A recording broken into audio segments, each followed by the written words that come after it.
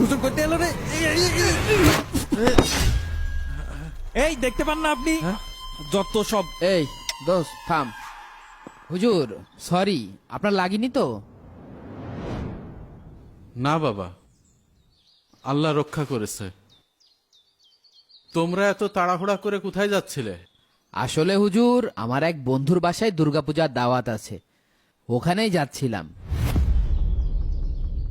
ও হুজুর, আব্বু এই যে অজুখানা টাইলসের টাকাটা দিতে বলছিল, এই যে। আল্লাহ তোমার আব্বুকে উত্তম প্রতিদান দান করুক। তোমরা পূজায় যাচ্ছিলে বললে? জি হুজুর, প্রতি বছরই যাই। কেন? আসলে হুজুর, আমি মনে করি ধর্ম পৃথিবীতে এসেছে মানুষের ভিতরে ভেদাভেদ সৃষ্টি করতে। যদি ধর্ম শান্তি আনতো তাহলে পৃথিবীতে এত আলাদা আলাদা ধর্ম থাকতো না। তোমার কথায় যুক্তি আছে বাবা। আচ্ছা চলো। কোথায়? আপনি যাবেন হুজুর পূজা দেখতে? হ্যাঁ যাব, চলো।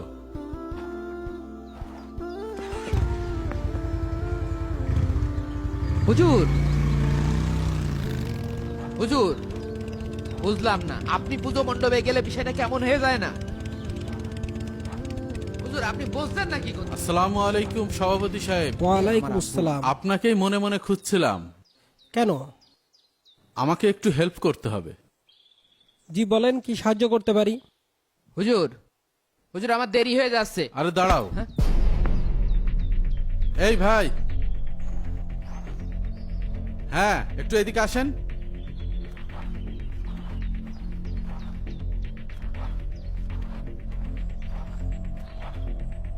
বাবা ফাহিম, তোমাকে একটা অফার দিতে চাই।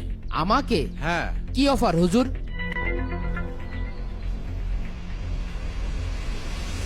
এই নাও 1,00,000 টাকা। এই টাকা পুরোপুরি তোমার। এটা দিয়ে তুমি যা খুশি করতে পারো। কিন্তু কেন হুজুর? শর্ত শুধু একটাই, তোমার আব্বুর সামনে এই লোকটাকে আব্বু বলে ডাকতে হবে। হুজুর আপনি এটা কি বললেন? আপনি কি পাগল হয়ে গেছেন? আমার বাবার সামনে অন্য আর একজনকে টাকার জন্য আমি আব্বু বলে ডাকবো? হুজুর কি হয়েছে? আমি তো কিছুই বুঝতে পারছি না। কেন পারবে না বাবা? উনি তো একজন সম্মানিত লোক। তাছাড়া বিনিময়ে তো টাকাও পাচ্ছ।